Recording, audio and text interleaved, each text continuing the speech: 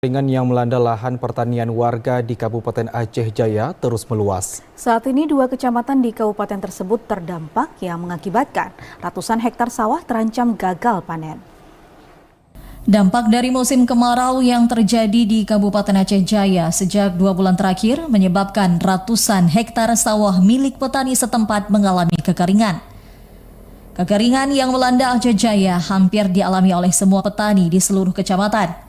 Namun dari ratusan hektar yang saat ini mengalami kekeringan, 2 kecamatan yang paling parah dampaknya, yakni Kecamatan Krung Sabe dan Kecamatan Darul Hikmah.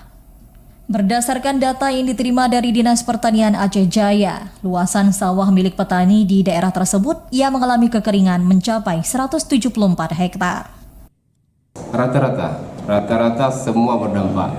Dan yang paling berdampak itu Krung Sabe. Padahal kalau kita lihat secara data itu Kecamatan Jaya yang mempunyai potensi sawah yang cukup luas. Alhamdulillah di Jaya tidak terlalu berdampak. Mungkin dengan adanya alokasi pompa kemarin, kemudian di sana juga sudah ada sumber-sumber air yang dekat, bisa diantisipasi. Tapi di Krung Sabe ini perlu kita lakukan peninjauan dan bersama-sama akan kita lakukan monitoring terus ke lapangan nantinya.